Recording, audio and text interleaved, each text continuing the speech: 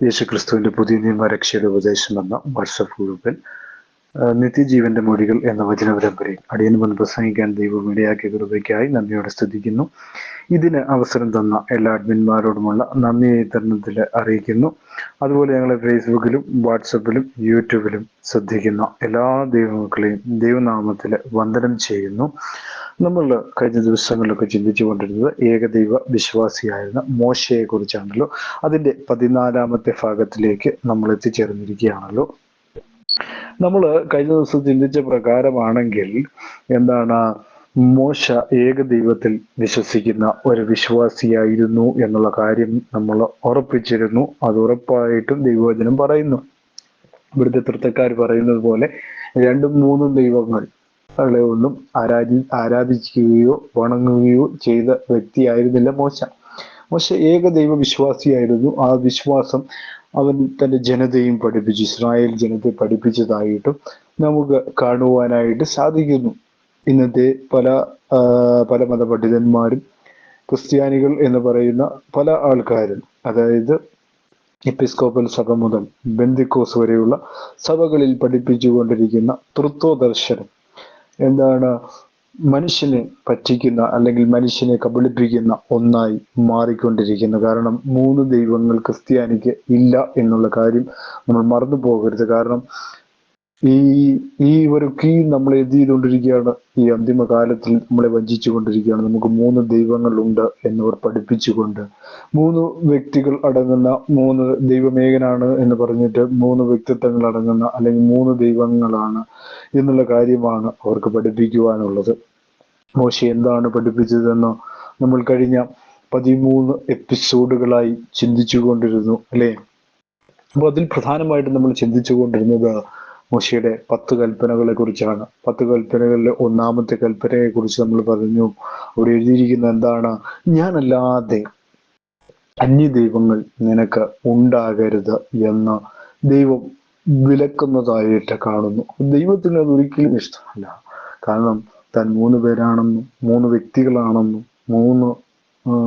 3 പേർ ചേർന്നതാണെന്നും ഒക്കെ പറയുന്നത് ദൈവത്തിന് പോലും ഇഷ്ടമില്ലാത്ത ഒരു കാര്യമായിട്ടാണ് ദൈവവചനം പഠിപ്പിക്കുന്നത്. അവിടുത്തെ തൃത്വസ്നേഹികളും തൃത്വക്കാരും പഠിപ്പിക്കുകയാണ്, ദൈവത്തിൽ 3 പേരുണ്ട്, 3 വ്യക്തിത്വങ്ങൾ അടങ്ങിയിരിക്കുന്നു എന്ന്. ദൈവം ഏകനാണ് എന്ന് തന്നെയാണ് ദൈവവചനം വളരെ വ്യക്തമായി നമ്മളോട് പഠിപ്പിച്ചുകൊണ്ടിരിക്കുന്നതും നമ്മൾ അതാണ് കണ്ടുകൊണ്ടിരിക്കുന്നതും എന്നുള്ളതാണ് അല്ലെ. നമുക്ക് വായിക്കാം. പുറപ്പാട് പുസ്തകം 20-ാം അധ്യായം അതിന്റെ 4-ാമത്തെ വാക്യത്തിൽ നമ്മളിങ്ങനെ വായിക്കുന്നു. 10 കൽപ്പനയ്ക്ക് വളരെയധികം പ്രാധാന്യം അന്നത്തെ കാലഘട്ടത്തിൽ നൽകിയിരുന്നു അല്ലെ. ദൈവവചനം എപ്പോഴും നമ്മൾ അനുസരിക്കേണ്ട ഒന്ന് തന്നെയാണ്. ദൈവവചനത്തെ അനുസരിക്കുമ്പോൾ ദൈവത്തെ അനുസരിക്കുന്ന പോലെയാണ്.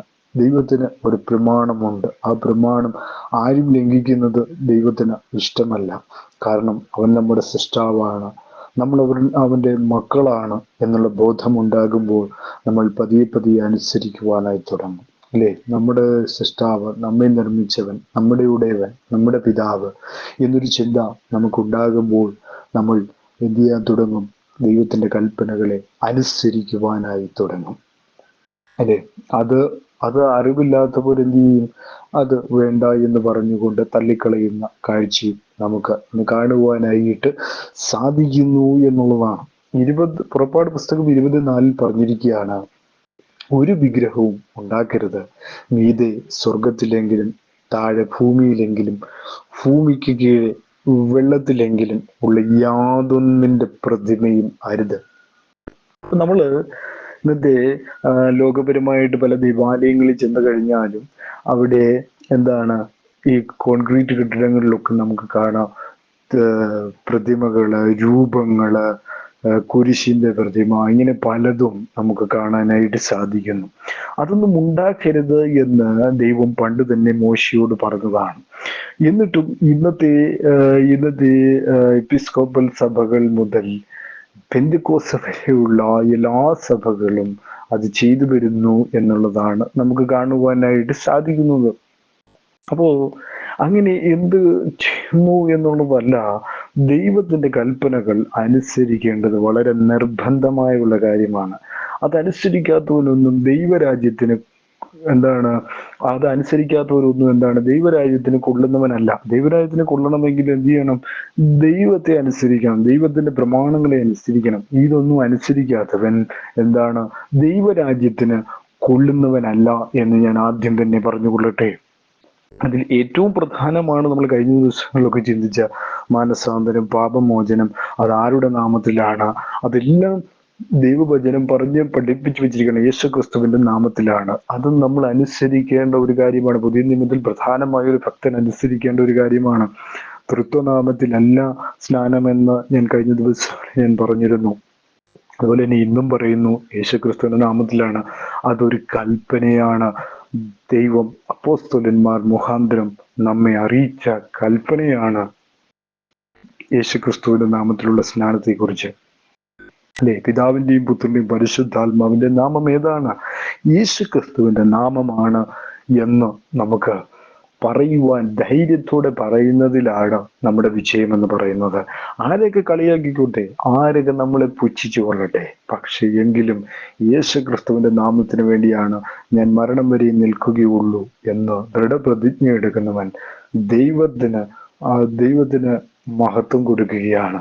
അവൻ ദൈവത്തിന്റെ നാമത്തെ ഉയർത്തുകയാണ് എന്നുള്ള കാര്യം നമ്മൾ എന്ത് ചെയ്യരുത്, മറന്നു പോകരുത് എന്നുള്ള കാര്യമാണ് ഞാൻ ഇത്തരത്തിൽ ഓർപ്പിക്കുന്നത്. എന്താണ്, പഴയ നിയമത്തിൽ നമ്മൾ പഠിക്കുമ്പോൾ വലിയൊരു കൽപ്പനയായിരുന്നു വിഗ്രഹങ്ങൾ ഉണ്ടാക്കരുത് എന്നുള്ള കാര്യം. അത് ഇന്നും പാടില്ല എന്നുള്ളതാണ് എനിക്ക് പറയുവാനുള്ളത്.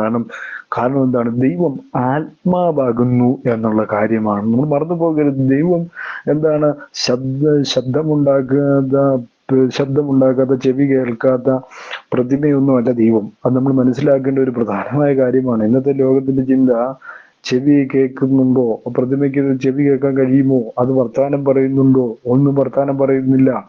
ഇത് ഇങ്ങനെ പഠിപ്പിച്ചു വെച്ചിരിക്കുകയാണ്. ഇങ്ങനെ എന്താണ്, പൈശാചികമായ സിദ്ധാന്തങ്ങൾ പറഞ്ഞ് പഠിപ്പിച്ച് വെച്ചിരിക്കുകയാണ് ലോകത്തെ. ഇതാണ് ദൈവം, ഇങ്ങനെയാണ് ദൈവം ഇരിക്കുന്നത് എന്ന് പറഞ്ഞുകൊണ്ട് വിഗ്രഹങ്ങൾ ഉണ്ടാക്കി, കുരിശുകൾ ഉണ്ടാക്കി നിർമ്മിച്ച് ജനത്തെ കബളിപ്പിച്ചുകൊണ്ടിരിക്കുന്ന ഒരു ഭാഗം ഇന്നും നമ്മുടെ ഇടയിലുണ്ട്. അതെന്താണ്, അവിടെ എഴുതിയിരിക്കുക, ഒരു വിഗ്രഹവും ഉണ്ടാക്കരുത്. എന്താണ്, ഒരു വിഗ്രഹവും ഉണ്ടാക്കാൻ പാടില്ല എന്നുള്ളത് ദൈവത്തിന്റെ കൽപ്പനയാണ്. അത് ഒരിക്കലും എന്ത് ചെയ്യാൻ പറ്റത്തില്ല, നമുക്ക് ആർക്കും അത് ചെയ്യാൻ പറ്റത്തില്ല, നീക്കുവാൻ പറ്റുകയില്ല. എന്താണ്, മനുഷ്യന്റെയും പ്രപഞ്ചത്തിന്റെയും സകലത്തിന്റെയും സൃഷ്ടാവായ ദൈവം വിഗ്രഹാരാധന ഒരിക്കലും എന്ത് ചെയ്യുന്നില്ല, അനുവദിക്കുന്നില്ല എന്നുള്ളതാണ്. അപ്പൊ നമ്മൾ ഈ കൽപ്പനകളൊക്കെ എന്ത് ചെയ്യുന്നു, പല തവണ ദൈവവചനത്തിൽ അതെന്ത് ചെയ്യുന്നുണ്ട്, ആവർത്തിക്കുന്നുണ്ട്. ലേവ്യ പുസ്തകം 19:4 നമ്മൾ വരുമ്പോ, വിഗ്രഹങ്ങളിലേക്ക് തിരിയുകയോ നിങ്ങൾക്കായി ദേവന്മാരെ വാർത്തുണ്ടാക്കുകയോ ചെയ്യരുത്, ഞാൻ നിങ്ങളുടെ ദൈവമായ യഹോവയാകുന്നു. അപ്പൊ കൽപ്പനയാണ്. ഒരിക്കലും ദൈവത്തിന് വിഗ്രഹം ഉണ്ടാക്കരുതെന്ന് ദൈവം പറഞ്ഞു കഴിഞ്ഞാൽ ഒരിക്കലും ഉണ്ടാക്കരുത്, അത് തെറ്റാണ്. നിങ്ങൾക്ക് അതിന്റെ ശിക്ഷ വരിക തന്നെ ചെയ്യുമെന്നുള്ള കാര്യം മറന്നു പോകരുത്. ലേവ്യ പുസ്തകം 26:1 നമ്മൾ വായിക്കുമ്പോൾ അവിടെ എഴുതിയിരിക്കുന്നത് ഇങ്ങനെയാണ്. 1-ാമത്തെ വാക്യത്തിൽ എഴുതിയിരിക്കുന്നത്, നിങ്ങൾക്കായി വിഗ്രഹങ്ങൾ ഉണ്ടാക്കുകയോ ഒരു ബിംബമോ ആചാര സ്തൂപമോ സ്ഥാപിക്കുകയോ ചെയ്യരുത്. അതിന്റെ മുമ്പിൽ വണങ്ങാനായി നിങ്ങളുടെ ദേശത്ത് കൊത്തിയ കല്ല് നാട്ടുകയും ചെയ്യരുത്. ഞാൻ നിങ്ങളുടെ ദൈവമായ യഹോവയാകുന്നു എന്ന് അവിടെ രേഖപ്പെടുത്തിയിരിക്കുന്നു. അപ്പൊ എന്താണ്, യഹോവയെ ദൈവം നേരത്തെ കൽപ്പിച്ചിട്ടുള്ളതാണ്. ഇന്നത്തെ പല ആളുകളും പറയുന്നത് എന്താണ്, ഇത് പഴയ നിയമത്തിലാണ്. പഴയ നിയമത്തിൽ കെരൂബുകളൊക്കെ ഉണ്ടാക്കാൻ പറഞ്ഞത് കൊണ്ട് ദൈവത്തിന് അതൊന്നും പിണക്കൊന്നുമില്ല എന്നാണ് ഇന്നത്തെ ലോകം പഠിപ്പിച്ച് ജനങ്ങളെ പറ്റിക്കുന്നു. കാരണം എന്താണ്, ഇനി അതൊന്നും മാറ്റാൻ ഒക്കത്തില്ല. വെച്ച വിഗ്രഹങ്ങളൊന്നും ഇനി അവർക്ക് മാറ്റാൻ ഒക്കത്തില്ല. അതുകൊണ്ട് തന്നെ അവരെന്ത് ചെയ്യുന്നു, നമ്മളെ ഇങ്ങനെയൊക്കെ ഉള്ള ചില എന്താ പറയുക മുടന്ത ന്യായങ്ങളൊക്കെ പറഞ്ഞ് അവരെന്ത് ചെയ്യുന്നു, തടി തപ്പുന്നു എന്നുള്ളതാണ്. വിഗ്രഹങ്ങളെ കുറിച്ച് ചോദിക്കുമ്പോൾ അവരതിനെ കുറിച്ച് എന്ത് ചെയ്യുന്നു? മുടന്ത ന്യായങ്ങളൊക്കെ പറഞ്ഞ് രക്ഷപ്പെടും. എന്തിനാ അച്ഛാ ഇങ്ങനെ എഴുതിയിരിക്കുന്ന, അല്ലെങ്കിൽ എന്താ ഭാഷ ഇങ്ങനെ എഴുതിയിട്ട് ഇവിടെ ഇങ്ങനെ വിഗ്രഹം വെച്ചിരിക്കുന്നെന്ന് ചോദിച്ചു കഴിഞ്ഞാൽ അവർക്ക് പറയാനുള്ള മറുപടി എന്താണ്? അത് ദൈവത്തിന്റെ പ്രതിമ ഉണ്ടാക്കുന്നതിൽ എന്താണ്? ദൈവത്തിന്റെ പ്രതിമ ഉണ്ടാക്കുന്നത് ദൈവം എന്ത് ചെയ്തിട്ടില്ല? തെറ്റൊന്നും പറഞ്ഞിട്ടില്ല. അതുകൊണ്ട് അത് നിങ്ങൾക്ക് എന്താ പറയുക, തെറ്റൊന്നുമില്ല, ദോഷമൊന്നുമില്ല എന്ന് പറഞ്ഞുകൊണ്ട് നിങ്ങളെ അവർ പറ്റിച്ചു കൊണ്ടിരിക്കുന്ന ഒരു കാലഘട്ടത്തിലാണ് നമ്മൾ ജീവിക്കുന്നത്, അല്ലെ? ആവർത്തന പുസ്തകം 4-ാം അധ്യായം അതിന്റെ 15 മുതൽ 19 വരെയുള്ള വാക്യങ്ങൾ നമ്മൾ വായിക്കുമ്പോൾ, ആവർത്തന പുസ്തകം 4-ാം അധ്യായം 15 മുതൽ 19 വരെയുള്ള വാക്യങ്ങളിൽ എഴുതിയിരിക്കുകയാണ്, യഹോവ ഹോരേബിൽ അഗ്നിയുടെ നടുവിൽ നിന്ന് നിങ്ങളോട് സംസാരിച്ച ദിവസം യാതൊരു വിധത്തിലുള്ള രൂപമോ നിങ്ങൾ കണ്ടിട്ടില്ലല്ലോ. അതുകൊണ്ട് നിങ്ങൾ വളരെയധികം ജാഗ്രതയുള്ളവരായിരിക്കുക. 16-ാമത്തെ വാക്യം, നിങ്ങൾ പുരുഷൻ, സ്ത്രീ, ഭൂമിയിലുള്ള മൃഗം, ആകാശത്ത് പറക്കുന്ന പക്ഷി, ഭൂമിയിലെ ഒരു ഇഴ ജന്തു, ഭൂമിക്കും കീഴെ വെള്ളത്തിലുള്ള മത്സ്യം, ഇങ്ങനെയുള്ള യാതൊന്നിന്റെ പ്രതിരൂപമായ വിഗ്രഹം ഉണ്ടാക്കി നിങ്ങളെ തന്നെ എന്ത് ചെയ്യരുത്? മലിനമാക്കരുത്. അപ്പൊ എന്താണ് വിഗ്രഹം ഉണ്ടാക്കുന്നത്? എന്താണ്? നമ്മളെ തന്നെ മലിനമാക്കി തീർക്കുന്ന ഒരവസ്ഥയാണ് എന്നാണ് ദൈവവചനം വളരെ വ്യക്തമായിട്ട് സംസാരിക്കുന്നു എന്നുള്ളതാണ്. അതിന്റെ 5-ാം അധ്യായത്തിലേക്ക് വരുമ്പോ, 5-ാം അധ്യായം 8 മുതൽ 9 വരെയുള്ള വാക്യങ്ങളിൽ രേഖപ്പെടുത്തിയിരിക്കുന്നത് എങ്ങനെയാണ്? നിങ്ങൾക്കായി ഒരു വിഗ്രഹവും ഉണ്ടാക്കരുത്. മീതെ ആകാശത്തിലോ താഴെ ഭൂമിയിലോ കീഴെ വെള്ളത്തിലുള്ള യാതൊന്നിന്റെയും പ്രതിമയരുത്. 10-ാമത്തെ വാക്യത്തിൽ, അവയെ വണങ്ങുകയോ ആരാധിക്കുകയോ ചെയ്യരുത്. കാരണം നിങ്ങളുടെ ദൈവമായ യഹോവ ഞാൻ തീഷ്ണതയുള്ള ദൈവമാകുന്നു. എന്നെ വെറുക്കുന്ന മാതാപിതാക്കളുടെ പാപത്തിന് അവരുടെ മക്കളെയും 3-ഉം 4-ഉം തലമുറ വരെയും ശിക്ഷിക്കും. അപ്പൊ വിഗ്രഹം ഉണ്ടാക്കരുത് എന്ന് പറഞ്ഞു കഴിഞ്ഞാൽ ഉണ്ടാക്കാൻ പാടില്ല. അപ്പൊ ആ കൽപ്പന തെറ്റിച്ചു കഴിഞ്ഞാൽ എന്താണ്? അവരുടെ 3 തലമുറ വരെ എന്ത് ചെയ്യും? ശിക്ഷിക്കപ്പെട്ടുകൊണ്ടിരിക്കും എന്നുള്ള കാര്യമാണ്. അതൊരു വലിയൊരു ശാപമായി അത് മാറുമെന്നുള്ള കാര്യമാണ്. എന്നെ കേൾക്കുന്ന പ്രിയ ജനമേ, നിങ്ങളുടെ ജീവിതത്തിൽ ഒരു ശാപമുണ്ടെങ്കിൽ നിങ്ങൾ എന്ത് ചെയ്യുന്നില്ല? യേശു ക്രിസ്തുവിനെ രക്ഷകനായി ഇതുവരെ സ്വീകരിച്ചിട്ടില്ല. നിങ്ങളുടെ വീട്ടിലിരിക്കുന്ന പ്രതിമകളോ അല്ലെങ്കിൽ നിങ്ങളുടെ വീട്ടിലിരിക്കുന്ന ആ രൂപങ്ങളൊക്കെയാണ് ദൈവം എന്നായിരിക്കും നിങ്ങൾ ചിന്തിച്ചു വെച്ചുകൊണ്ടിരിക്കുന്നത്. പക്ഷെ അതൊന്നും ദൈവഹിതത്താൽ നിർമ്മിക്കപ്പെട്ടതോ അല്ലെങ്കിൽ ദൈവത്തിന്റെ സ്വരൂപമൊന്നുമല്ല. അതാദ്യം എന്ത് ചെയ്യണം? നമ്മൾ മനസ്സിലാക്കേണ്ട പ്രധാനമായ കാര്യമാണ്. അങ്ങനെ നിങ്ങൾ ആരാധിക്കുന്നുവെങ്കിൽ അത് വളരെ ദോഷമായി തീരും. എങ്ങനെ? 3-ഉം 4-ഉം തലമുറ വരെയും അത് സന്ദർശിക്കപ്പെടും. അത് നിങ്ങളുടെ ശിക്ഷയ്ക്ക് കാരണമായി തീരും എന്ന് അവിടെ രേഖപ്പെടുത്തിയിരിക്കുന്നു. ആവർത്തന പുസ്തകം 27-ന്റെ 15 വരുമ്പോ 15-ാമത്തെ വാക്യത്തിൽ രേഖപ്പെടുത്തിയിരിക്കുകയാണ്. 15-ാമത്തെ വാക്യത്തിൽ, ശില്പിയുടെ കരകൗശലമായി യഹോവയ്ക്ക് വെറുപ്പുള്ള പ്രതിമ കുത്തിയുണ്ടാക്കുകയോ വിഗ്രഹം വാർത്തുണ്ടാക്കുകയോ ചെയ്ത് അവയെ രഹസ്യമായി പ്രതിഷ്ഠിക്കുന്നവർ ശപിക്കപ്പെട്ടവർ. ജനമെല്ലാം ആമീൻ എന്ന് പറയണം. ആമീൻ എന്ന് പറഞ്ഞാൽ അപ്രകാരമാണ് സത്യം, അല്ലേ? ഇസ്രായേൽ ജനത്തെ കൊണ്ട് അങ്ങനെ മോശ പണ്ട് സത്യം ചെയ്യിച്ചിരുന്നു. ശില്പിയുടെ കരകൗശലമായി യഹോവയ്ക്ക് വെറുപ്പുള്ള പ്രതിമ കുത്തിയുണ്ടാക്കുകയോ, അല്ലേ? യഹോവയ്ക്ക് വെറുപ്പാണ് കൊത്തുപണികൾ കൊണ്ടുള്ള വിഗ്രഹം ഉണ്ടാക്കുന്ന യഹോവയ്ക്ക് പണ്ട് തൊട്ടേ പിണക്കാണ്.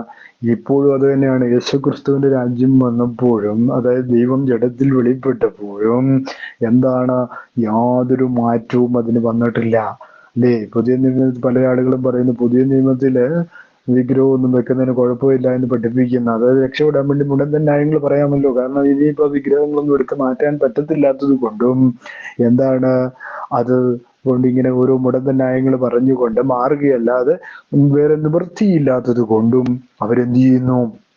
അതിനെ വീണ്ടും വീണ്ടും എന്ത് ചെയ്യുന്നു?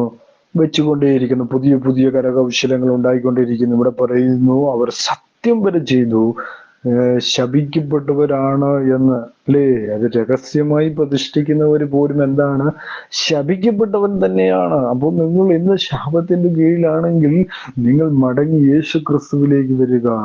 യേശു ക്രിസ്തുവിന്റെ നാമത്തിൽ വിശ്വസിച്ച് അവന്റെ നാമത്തിൽ മാനസാന്തരപ്പെട്ട് പാപങ്ങളുടെ മോചനത്തിനായി യേശു ക്രിസ്തുവിന്റെ നാമത്തിൽ സ്നാനപ്പെടുമ്പോൾ നിങ്ങളുടെ എന്ത് ചെയ്യും? പാപങ്ങളെല്ലാം മോചിക്കപ്പെടും. നിങ്ങൾ രക്ഷപ്പെടുക തന്നെ ചെയ്യുമെന്ന് ഞാൻ ഈ തരുണത്തില് ഓർപ്പിക്കട്ടെ. 1 യോഹന്നാൻ 5:21 നമ്മൾ വരുമ്പോ 1 യോഹന്നാൻ 5:21 5:21 കുഞ്ഞുമക്കളെ, നിങ്ങളുടെ ഹൃദയത്തിൽ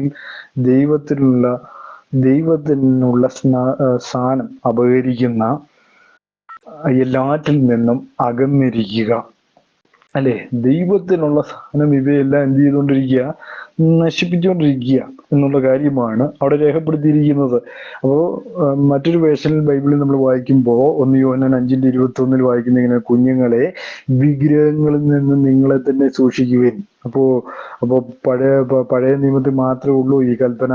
പുതിയ നിയമത്തിൽ യോഹന്നാൻ അപ്പോസ്തലൻ വളരെ വ്യക്തമായി രേഖപ്പെടുത്തിയിരിക്കുന്നു, കുഞ്ഞുങ്ങളെ, വിഗ്രഹങ്ങളിൽ നിന്നും നിങ്ങളെ തന്നെ എന്ത് ചെയ്യണം?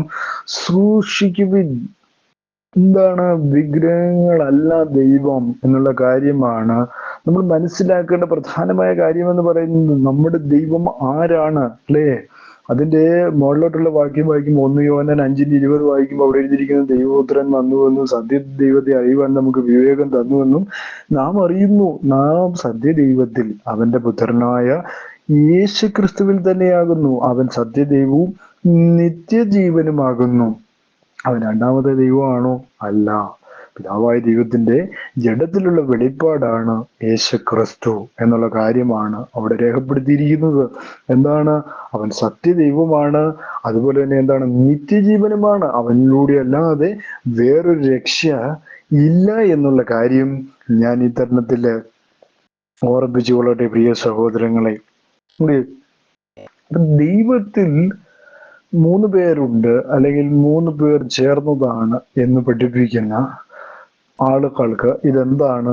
പലപ്പോഴും ഒരു തെറ്റായ പഠിപ്പീരുകളാണ് ഇന്ന് നമ്മുടെ ഇടയിൽ നടന്നുകൊണ്ടിരിക്കുന്നുള്ള കാര്യം നമ്മൾ ഈ തരുണത്തില് വളരെ ചിന്തിക്കേണ്ട ഒരു കാര്യം തന്നെയാണ്.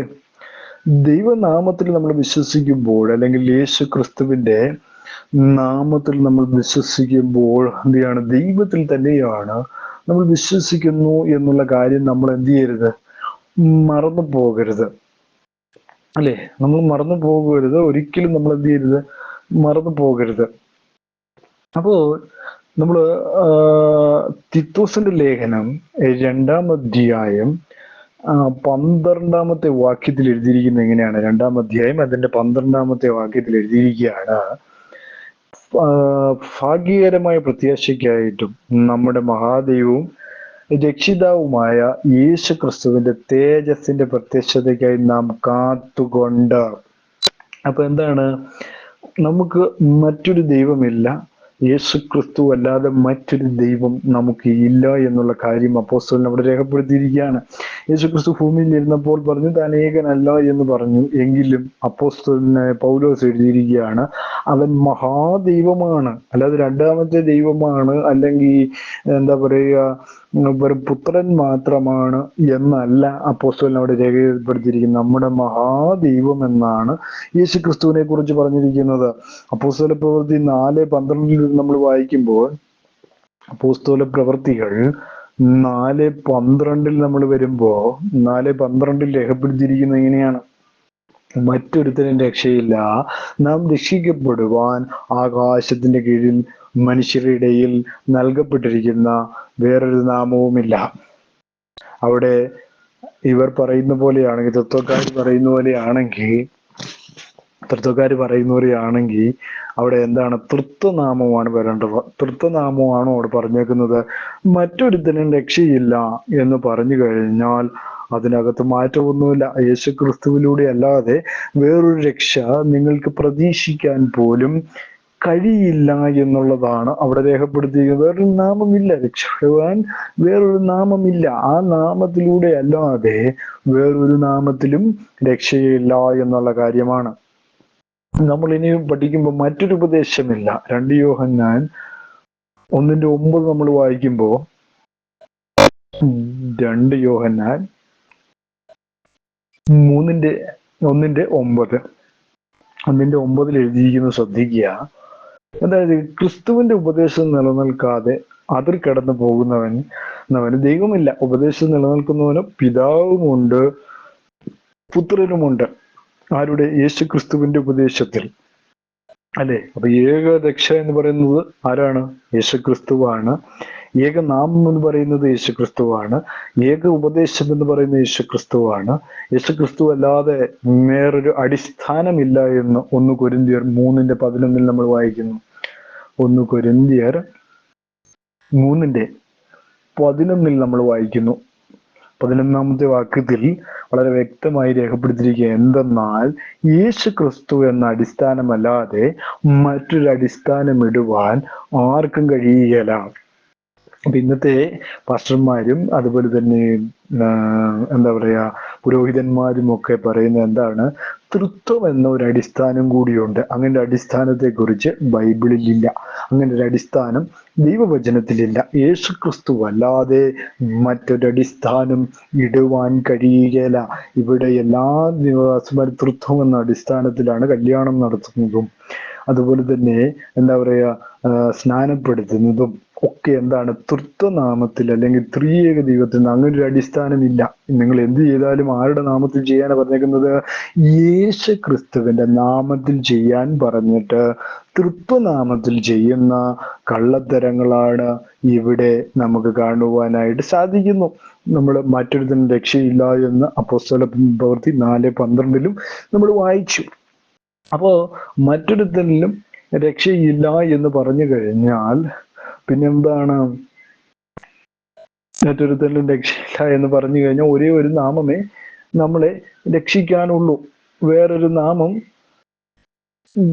നാമത്തിനും രക്ഷയില്ല എന്നുള്ള സത്യമാണ് നമുക്ക് കാണുവാനായിട്ട് സാധിക്കുന്നത്. അപ്പൊ യേശു ക്രിസ്തുവിലൂടെ അല്ലാതെ നമുക്ക് യാതൊരുവിധ രക്ഷയും പറയുവാനില്ല, അല്ലേ?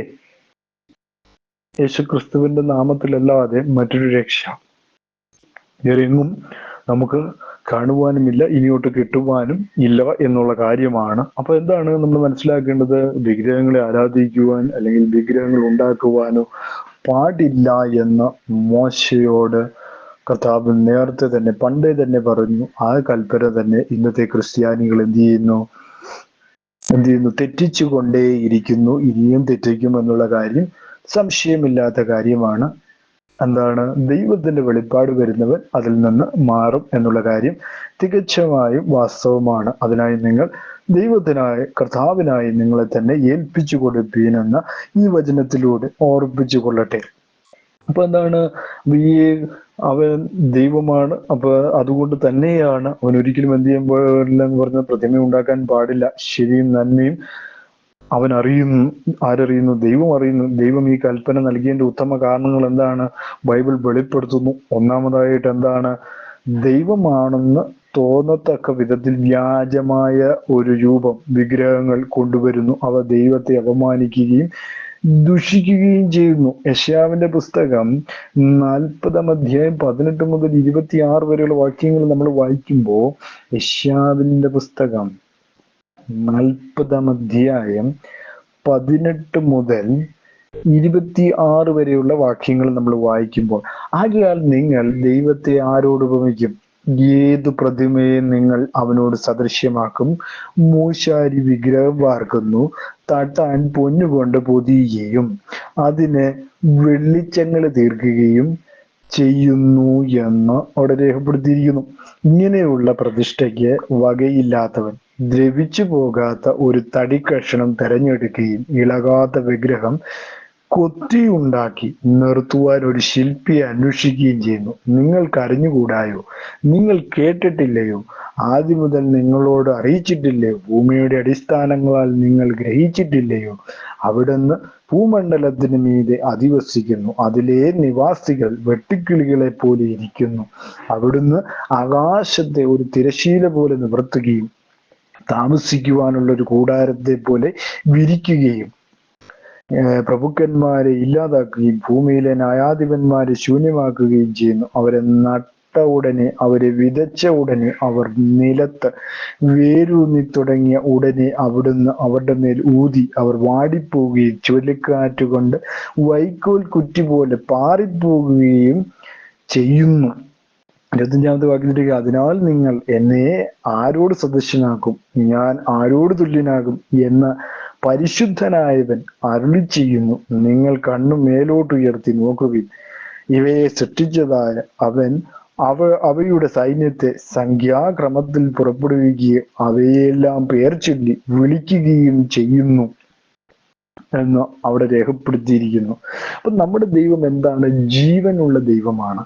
അല്ലാതെ 2-3 വ്യക്തികൾ, ഇപ്പൊ തൃത്തക്കാര് പറയുന്നത് പോലെ ഈ റബ്ബറും കായൊക്കെ കാണിച്ച് പറയാൻ, റബ്ബറും കായ്ക്കകത്ത് ഒരു കുരുവുണ്ട്, കുരുവിനകത്ത് വേറെ സംഭവങ്ങളൊക്കെ ഉണ്ടല്ലോ, അതെല്ലാം കൂടെ ചേർന്ന ഒരു സംഭവമാണ് ദൈവം എന്നൊക്കെ ഉദാഹരണം കാണിക്കുന്ന ഒരുപാട് ആൾക്കാരുണ്ട്. അതുപോലെ തന്നെ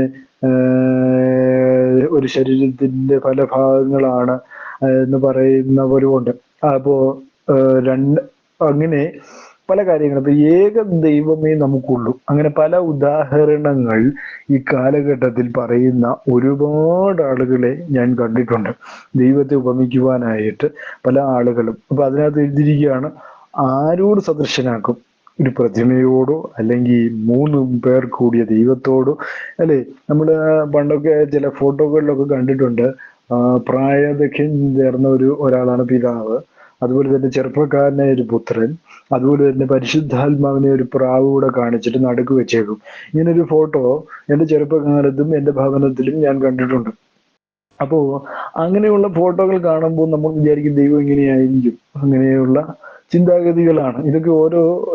ഓരോരോ ചിത്രകാരന്മാരുടെ തലയിൽ ഉദിക്കുന്ന മാത്രമാണ്, അല്ലാതെ ദൈവത്തിൽ നിന്നുണ്ടായ വെളിപ്പാടൊന്നുമല്ല അവർക്ക് ഓരോരോ കാലഘട്ടത്തിൽ അവരുടേതായ ഓരോരോ സങ്കല്പങ്ങളിൽ നിന്ന് അവർക്കുണ്ടായ ചില ധാരണകളാണ് ദൈവത്തെക്കുറിച്ച്, അല്ലെ? അങ്ങനെയുള്ള ധാരണകളിൽ നിന്ന് മാറി ദൈവവചനത്തിന് ശ്രദ്ധ കൊടുത്തുകൊണ്ട് നീങ്ങുവാൻ ഈ അന്തിമകാലത്ത് ദൈവം നമ്മളോട് ആഹ്വാനം ചെയ്യുന്നു വചനത്തിലൂടെ.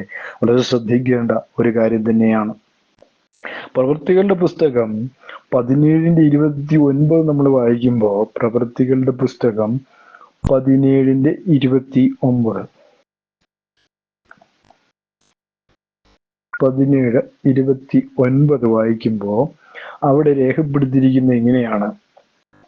നാം ദൈവത്തിന്റെ സന്താനം എന്ന് വരികയാൽ ദൈവം മനുഷ്യന്റെ ശില്പവിദ്യയും സങ്കല്പവും കൊണ്ട് കുത്തിത്തീർക്കാവുന്ന പൊന്ന്, വെള്ളി, കല്ല് എന്നിവയോട് സാദൃശ്യപ്പെടുത്തുവാൻ കഴിയും എന്ന് നിരൂപിക്കേണ്ടതില്ല.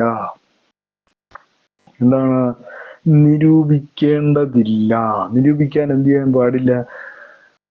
അപ്പോ പൊന്ന്, വെള്ളി, കല്ല് എന്നിവയോട് സാദൃശ്യപ്പെടുത്താൻ കഴിയുമെന്ന് നിരൂപിക്കേണ്ടതില്ല, അല്ലെ? ദൈവത്തെ സാദൃശ്യപ്പെടുത്തുന്നു, അതുപോലെ തന്നെ ദൈവത്തിന്റെ വിഗ്രഹം ഉണ്ടാക്കുന്നു. ഇതൊന്നും അനുവദനീയമായ കാര്യമല്ല. ദൈവം ഏകനാണ്. ആ ദൈവത്തെ നമ്മൾ എന്ത് ചെയ്യണം? ആത്മാവിലും സത്യത്തിലും ആരാധിക്കണമെന്ന് യേശു ക്രിസ്തു എന്ത് ചെയ്യുന്നു? യോഹന്നാന്റെ സുവിശേഷത്തിൽ വളരെ വ്യക്തമായിട്ട് പറയുന്നു. ദൈവം ആത്മാവാകുന്നു, അവനെ ആത്മാവിലും സത്യത്തിലും ആരാധിക്കണമെന്ന് ദൈവം വളരെ വ്യക്തമായിട്ട് പറഞ്ഞിട്ടും അതിനെ നിഷേധിക്കുന്ന തൃത്വക്കാരും അതുപോലെ തന്നെ എപ്പിസ്കോപ്പൽ സഭകളും ഇന്ന് വളരെയധികം ഏറിക്കൊണ്ടിരിക്കുന്ന കാഴ്ചയാണ് നമുക്ക് കാണുവാനായിട്ട് സാധിക്കുന്നത്.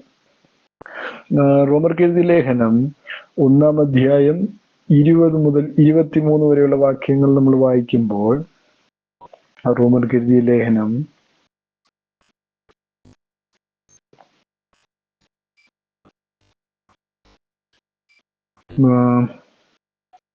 റോമർക്കെഴുതിയ ലേഖനം 1-ാം അധ്യായം 20 മുതൽ 23 വരെയുള്ള വാക്യങ്ങൾ. അവിടെ രേഖപ്പെടുത്തിയിരിക്കുന്നത് ഇങ്ങനെയാണ്: ദൈവത്തിന്റെ നിത്യശക്തിയും ദിവ്യ സ്വഭാവം പ്രപഞ്ച സൃഷ്ടി മുതൽ സൃഷ്ടികളിൽ കൂടി വെളിപ്പെട്ടിരിക്കുന്നു. അതുകൊണ്ട് അവർക്ക് ഒഴികഴിവുകൾ ഒന്നും പറയുവാനില്ല. അവർ ദൈവത്തെ അറിഞ്ഞിട്ടും അവനെ ദൈവമായി മഹത്വപ്പെടുത്തിയോ നന്ദി കരയറ്റുകയോ ചെയ്യാതെ തങ്ങളുടെ നിരൂപണങ്ങളിൽ മൂഢരായി തീർന്നു. അവരുടെ വിവേകമില്ലാത്ത ഹൃദയം ഇരുണ്ടുപോയി. ജ്ഞാനികൾ എന്ന് അവകാശപ്പെട്ടുകൊണ്ട് അവർ മൂഢരായിപ്പോയി. 23-ാമത്തെ വാക്യത്തിൽ, അശേനായ ദൈവത്തിന്റെ തേജസ്സിനെ അവർ ക്ഷയമുള്ള മനുഷ്യൻ, ക്ഷയമുള്ള മനുഷ്യൻ, പക്ഷി, നാൽക്കാലി, ഇഴജാതി എന്നിവയുടെ രൂപസാദൃശ്യങ്ങളായി മാറ്റിക്കളഞ്ഞു. അപ്പൊ എല്ലാത്തിനും ഒരു സാദൃശ്യമാണ്. തൃത്വത്തിനും ഒരു സാദൃശ്യം പറയുവാനുണ്ട്, പ്രതിമകൾ വെക്കുന്നവർക്ക് ഒരു സാദൃശ്യം പറയുവാനുണ്ട്, ഇങ്ങനെ എല്ലാവർക്കും ഓരോ സാദൃശ്യം പറയുവാനുണ്ട്. അതാണ് അവിടെ വളരെ വ്യക്തമായിട്ട് എഴുതിയ അശേനായ ദൈവത്തിന്റെ തേജസ്സിനെ, അല്ലെ, ജീവനുള്ള ദൈവത്തിന്റെ തേജസ്സിനെ അവരെന്ത് ചെയ്തു? ക്ഷയമുള്ള മനുഷ്യൻ, അല്ലെ, ക്ഷയിക്കുന്ന മനുഷ്യനെ പോലെ. അതായത് ഞാൻ മുമ്പേ പറഞ്ഞ ആ ഫോട്ടോയിലേക്ക് നോക്കുകയാണെങ്കിൽ പ്രായാധിക്യം ബാധിച്ചതാണ് ഒരു പിതാവ് ഇരിക്കുന്നു, അതുപോലെ തന്നെ ചെറുപ്പക്കാരനായ ഒരു പുത്രൻ ഇരിക്കുന്നു, അതിനപ്പുറത്ത് ഒരു പ്രാവായിട്ട് ഒരു പരിശുദ്ധാത്മാവും ഇരിക്കുന്നു. ഇതാണ് എന്താണ് പറയുന്നത്? ഇഴജാതി എന്നിവയുടെ രൂപസാദൃശ്യങ്ങളാക്കി.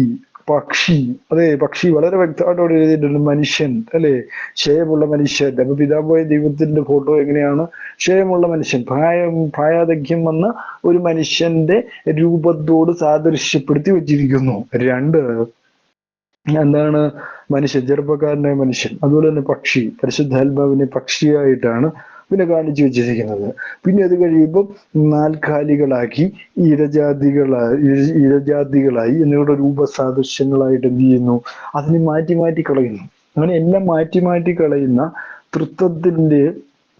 തൃത്വത്തിന്റെ ഭാഗമായിട്ടാണ് പിന്നീട് ഈ പ്രതിമകൾ വന്നു എന്നുള്ളതാണ്. അതെ, വളരെ വ്യക്തമായിട്ട് ബാബിലോണിയ ചരിത്രങ്ങളൊക്കെ പഠിക്കുമ്പോൾ അതുമായിട്ട് വളരെ സാമ്യങ്ങൾ നമുക്ക് റോമൻ ചരിത്രങ്ങൾ പഠിക്കുമ്പോഴും കാണുവാനായിട്ട് സാധിക്കുന്നു. അതേ കാര്യം തന്നെയാണ് അപ്പോസ്തലനായ പൗലോസ് റോമർക്ക് എഴുതി വെച്ചിരിക്കുന്ന കാര്യം എന്ന് പറയുന്നത്. അവരങ്ങനെ ദൈവത്തെ ആക്കി തീർത്തു, അല്ലെ, ജീവനുള്ള ദൈവത്തിന്റെ തേജസ്സിനെ അവരെന്ത് ചെയ്തു?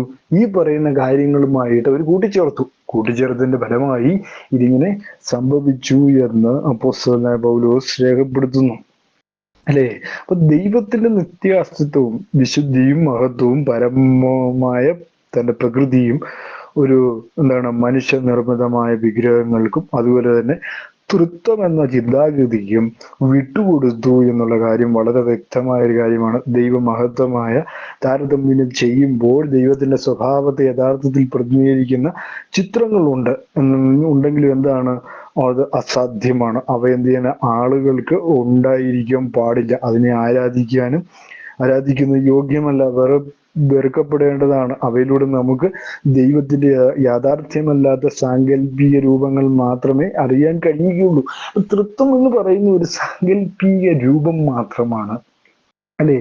അപ്പോ ഒരാളുടെ ചിന്താഗതി മാത്രമാണ് തൃത്വം. 3 പേരുണ്ട്, ദൈവം ഏകനാണെന്ന് ദൈവവചനം പഠിപ്പിക്കുമ്പോൾ 3 പേരുണ്ടെന്ന് പറയുന്നത് എന്താണ്? ഒരു സാങ്കല്പിക ചിന്തയാണ്, അല്ലാതെ ഒരിക്കലും ഒരു സത്യസന്ധമായ ഒരു ചിന്തയല്ല. അതിൽ നിന്നാണ് ഈ പ്രതിഭകളും ഇതൊക്കെ രൂപപ്പെട്ടത്. കാരണം പിതാവായ ദൈവത്തിൽ ഒരു മകൻ ഉണ്ട് എന്നൊക്കെയുള്ള ചിന്താഗതികൾ ഇതെല്ലാം ആവശ്യമില്ലാത്ത കാര്യങ്ങളായിരുന്നു, അല്ലെ. ആവശ്യമില്ലാത്ത ചിന്താഗതികൾ മനുഷ്യൻ അടിച്ചേൽക്കപ്പെട്ടു. ദൈവം ഒരുവനാണ്, ഏകനാണ് എന്ന ബോധ്യം മനുഷ്യന് വെളിപ്പെട്ടില്ല. മനുഷ്യൻ എന്ത് ചെയ്തു? ത്രിമൂർത്തി സങ്കല്പങ്ങളിലേക്ക് തിരിച്ചുവിടപ്പെട്ടു എന്നുള്ളതാണ്.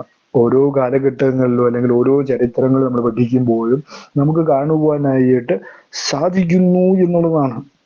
എന്താണ്? ദൈവം എപ്പോഴും എന്താണ്? അവൻ ആത്മാവാണ്. നമ്മുടെ യേശുക്രിസ്തു അങ്ങനെ തന്നെയാണ് പഠിപ്പിച്ചിരിക്കുന്നത്, അല്ലേ. അവനെ എന്ത് ചെയ്യണം? സത്യത്തിലും ആത്മാവിലും ആരാധിക്കണമെന്നാണ് കർത്താവ് പഠിപ്പിച്ചത്, അല്ലേ. രണ്ടാമത് വിഗ്രഹങ്ങൾ വ്രതവും വിലപ്പെട്ടതും എന്ന വേദപുസ്തകം വളരെ വ്യക്തമായിട്ട് നമ്മളോട് പറയുകയാണ്, അല്ലെ. നമ്മള് സങ്കീർത്തനങ്ങൾ 115:2 നമ്മൾ വായിക്കുമ്പോൾ, സങ്കീർത്തനങ്ങൾ 115:2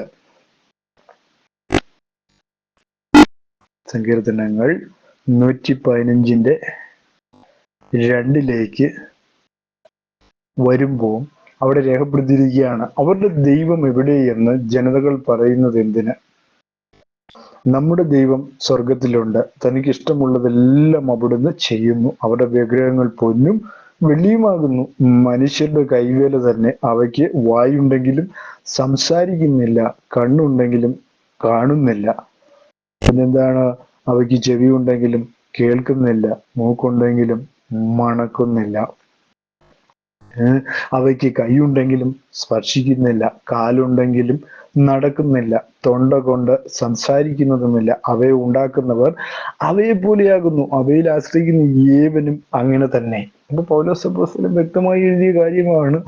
ഇതിനെല്ലാം പകർത്തിയാണ് അദ്ദേഹം പുതിയ നിയമം എഴുതിയിരിക്കുന്നത്, അല്ലെ? ക്ഷയമുള്ള നാൽക്കാലി, അതുപോലെ തന്നെ മനുഷ്യന് ബലക്ഷയമുള്ള മനുഷ്യൻ. ദൈവം അതാണോ? ദൈവം ഒരിക്കലും ബലക്ഷയമുള്ള മനുഷ്യനല്ല. വളരെ ചിന്തിക്കേണ്ട ഒരു വസ്തുത തന്നെയാണ്, അല്ലേ? ദൈവം സർവശക്തനായ ദൈവമാണ്. ആ ദൈവത്തെയാണ്, അത് ജീവനുള്ള ദൈവത്തെയാണ് പ്രതിമ ഉണ്ടാക്കി വെച്ച് ആരാധിക്കുന്നത്. അവയ്ക്ക് എന്ത് ചെയ്യുന്നില്ല? അവ പൊന്നും വെള്ളിയുമാകുന്നു. അത് മനുഷ്യരുടെ കൈവേലയാണ്. കാരണം നമ്മുടെ ദൈവം സ്വർഗത്തിലുണ്ട്. വിളിച്ചാൽ വെളിപ്പെടത്തുള്ള ഒരു ദൈവം പ്രതിമയാണെന്ന് പറഞ്ഞാൽ അവനെ അവമാനിക്കുകയല്ലേ ചെയ്യുന്നത്? അവനെ ശരിക്കും എന്ത് ചെയ്യാണ്? നാണം കെടുത്തുകയാണ്. അല്ലാതെ വേറൊന്നുമല്ല അതിനകത്ത് സംഭവിക്കുന്നു എന്നുള്ളതാണ് നമ്മൾ മനസ്സിലാക്കേണ്ട പ്രിയ സഹോദരങ്ങളെ, അല്ലേ? അപ്പൊ ദൈവത്തിന് നമ്മൾ എന്ത് ചെയ്യാൻ പാടില്ല? അപമാനിക്കുന്ന തരത്തിലുള്ള ചിന്താഗതികൾ ഉണ്ടാക്കിയെടുക്കുവാൻ പാടില്ല എന്നുള്ള കാര്യം ഇത്തരണത്തിൽ ഓർമ്മിപ്പിക്കട്ടെ. സങ്കീർത്തനങ്ങളുടെ പുസ്തകം 135 അധ്യായത്തിലേക്ക് വരുമ്പോൾ 135 13 മുതൽ 18 വരെയുള്ള വാക്യങ്ങളിൽ 13 മുതൽ 18 വരെയുള്ള വാക്യങ്ങളിൽ യഹോവേ അങ്ങയുടെ നാമം ശാശ്വതമായും യഹോവേ അങ്ങയുടെ ജ്ഞാപകം തലമുറ തലമുറയുമായും ഇരിക്കുന്നു. യഹോവ തന്റെ ജനത്തിന് ന്യായപാലനം ചെയ്യുന്നു. കർത്താവേ തന്റെ ദാസന്മാരോട് സഹതപിക്കും. ജനതകളുടെ വിഗ്രഹങ്ങൾ പൊന്നും വെള്ളിയും മനുഷ്യരുടെ കൈവേലയുമാകുന്നു. അതേ കാര്യം തന്നെ അവിടെ എഴുതിയിരിക്കുന്ന. അവയ്ക്ക് വായുണ്ടെങ്കിലും സംസാരിക്കുന്നില്ല, കണ്ണുണ്ടെങ്കിലും കാണുന്നില്ല.